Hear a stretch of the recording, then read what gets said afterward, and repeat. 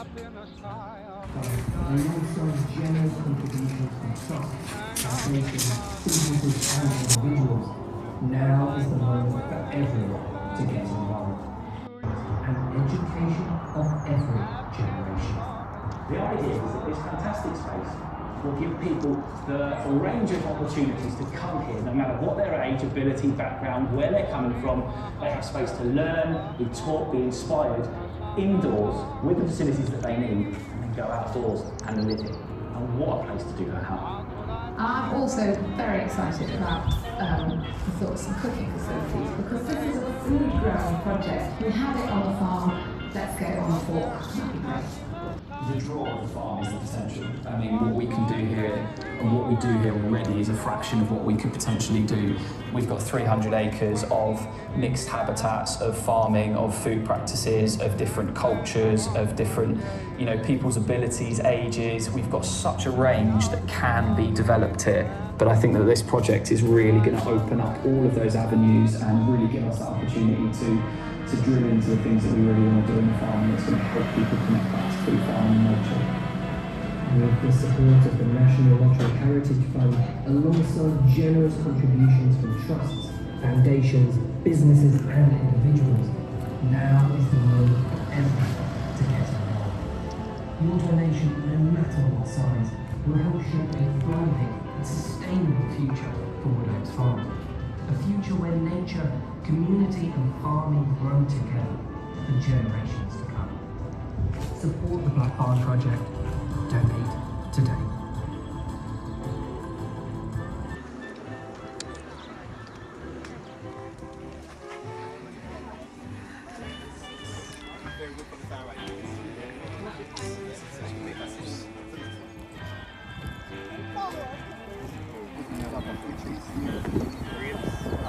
Plums, cherries, elderberries, raspberries, gooseberries.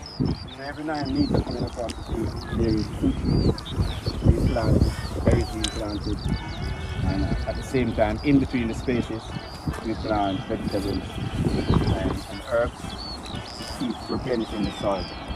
And once the trees are established, then we can start planting real proper vegetables on a grand scale that can take care of itself, basically. The amount of manure that is being produced, they haven't got nowhere to store it. And if it's stored in one place for too long, then you start having propane and you start having soil issues. You get these back into the water table, and then you start having issue with that leaching into the water system. So one of the things that we do is we use wood chip to cover it and leave it for 2-3 years. And then once we take the cover off, we get moisture and proper soil, which we can plant into straight away. There was a man by the name of, I think he's from Japan, his name is Fukuyoto, I don't know if I call his name properly. He deals with Japanese natural farming. And one of his things was that if you don't mimic what's happening in the forest, then you're going to spend your life dying on the farm, and the same farm of food that you're growing is going to kill you. So one of the things that we do is we try to bring back the minerals that's in the forest by creating a wetting agent. It's called Jadam, and by using that process we have learned that when you add it to the soil, it brings back all of that nutrient that was in the forest for hundreds and hundreds of years that's been stored in the forest. You help to add it back to this soil, which has been used for industrial, conventional farming that has killed the soil for so many years. It replenishes the soil very, very fast.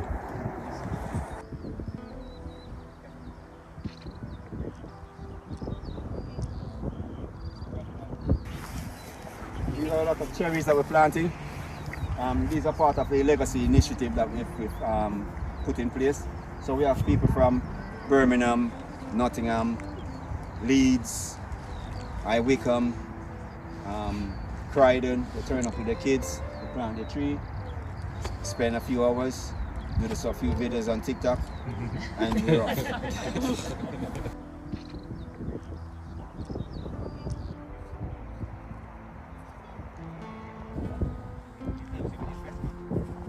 They can make their tinctures from it, they can make their herbal mix from it, for selling it on. And we also send it out for testing to see if if we're on the right side of things. For COVID. So your sage tea is very good for the thyroid glands, and it's good for the nasal passage as well. And you can use this as an antibiotic, because the red sage is one of the first antibiotics that they use to extract from making the antibiotic pills that we're used to.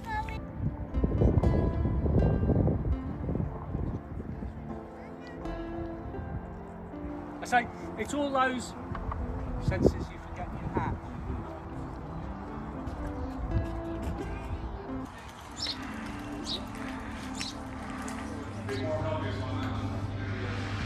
Lovely, thank you.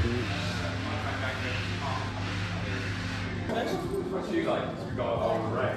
And I mean, there's two answers to that. One, I like the Warlocks Club Brewery, so I've got like today. Our best seller is Slinky Vagabond. We're not having it because it's sat in that tank over there. I'm waiting to take it out. Vagabond, we mentioned the Taste Award. We won 2-star Great Taste Award for the yeah, Slinky Vagabond. So these flavours are fairly divisive, I guess.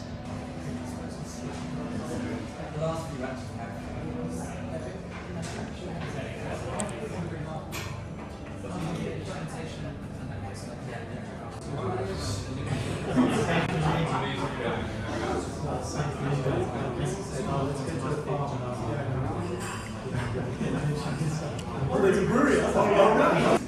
Everyone got one, fabulous. So this, mixing up style-wise, this is our take on a best bitter.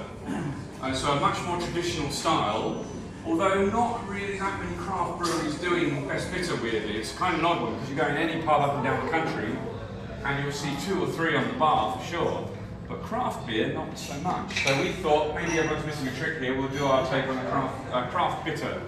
So best bitter, the concept of best bitter was literally the brewers would use their best ingredients to create the best version of that bitter that they could. So it's the finest malts, the finest hops, that sort of thing. So this, traditionally, you get a nice clean look to the drink, it's nice and clear. You get a sort of fruity floral notes out of it. And what we've done in ours is a little bit more in the grain bill that just gives it a little edge, a little malty sort of edge. People sometimes get sort of toffee notes in there. But it makes it nice and smooth, nice easy drinking. It's only 4.4%, so it's not too heavy either. And actually, again, that mouthfeel, you get a really nice, smooth mouthfeel. I think, again, to your question, I think it's a really nice, easy drinking beer, this one. It goes down really well.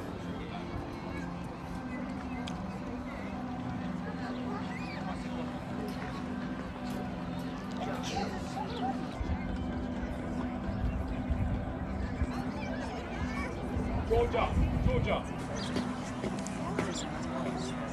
Silver, and that's not silver clay. You push that into the roller and it takes the impression of that. Because you need quite soft, you need the silver tone.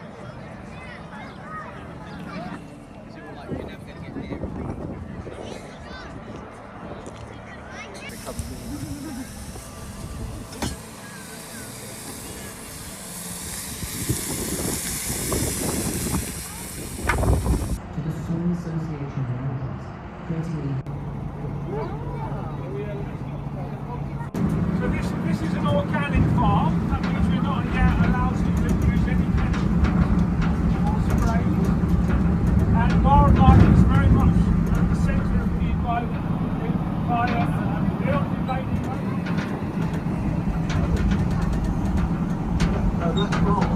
So what kind of tractor is that?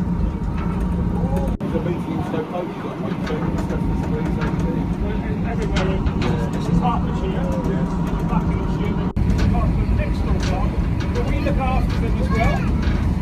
And they're not organic. So there's some beans there. So we've been turning the farm organic for the last 2 years. I think they're coming to see Dave, because they know Dave very well. Hold on tight, because we're going downhill. If Dave puts his brakes on, we're all going to get very friendly. The baby one. They're organic, and the elderly son was organic. Yeah, Shout hello, Harvey. Good day. Say cheese. Say cheese. A bit upset. I think they thought they were getting something to eat. Look at that. Thought they were going to get something to eat. Oh, A bit upset. Yeah, where's Barney? All right.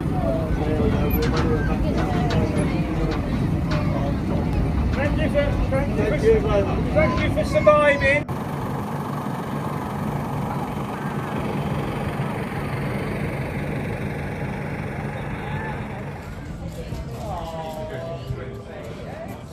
This is Real Madrid, and that's PSG.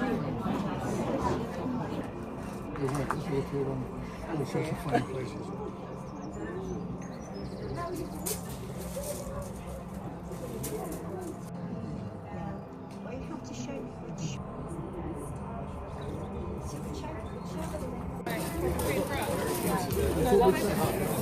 Yeah, and just.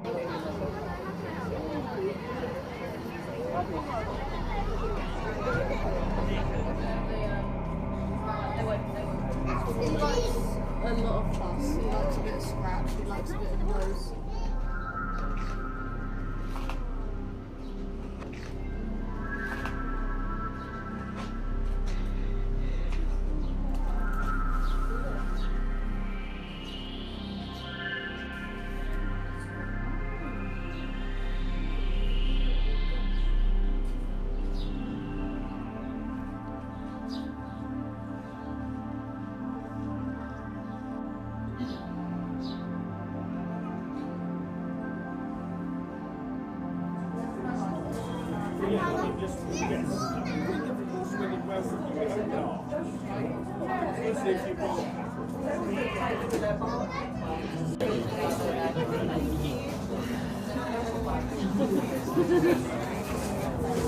So I cheated with the carrot and the sweet potato, and I spiralised that this morning before I came. But you can also just like make ribbons if you take a potato peeler and just make tablets. And those bacteria digest the starch and the sugars that are naturally in the red yogurt, but it literally has thousands more microbes in it than yogurt does. But yogurt also being a lovely fermented food. And that's it basically. And then you just close the lid and leave that for about a week to 10 days or longer, depending on what the taste that you like. It's cooked quickly. See you again. And enjoy the rest of the day.